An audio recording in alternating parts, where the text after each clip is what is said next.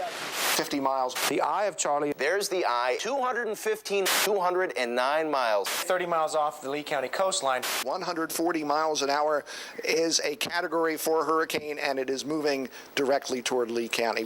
Just about anyone living in Southwest Florida 10 years ago has a story about surviving the wrath of Hurricane Charlie. I just can't believe it's gone. Never like this. Many of the homes, there's nothing left.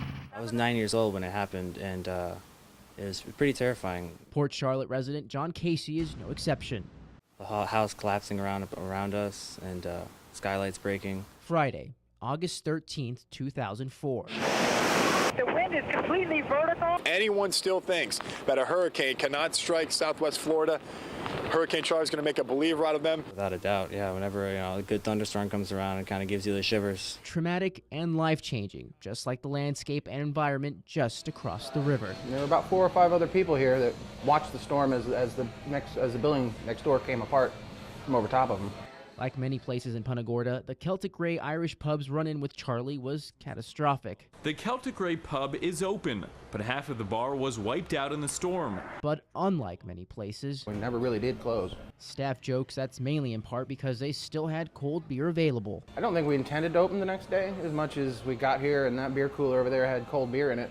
And let's face it, after what they'd gone through, who can blame anyone for wanting a cold one? Punta Gorda's gonna live. It's got to go on. But the real reason people flocked to the favorite watering hole had less to do with trying to forget, as it did with trying to reach out. We had one of the few working landlines.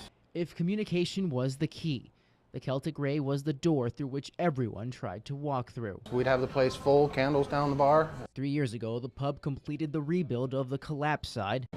We're better than we've ever been. We're bigger than we've ever been. 10 years later, they proudly plan to commemorate their place in history. Horrible time, but if there's a silver lining, I'd walk around and look. It's a nice town. With its own ray of light that, in this case, never went out.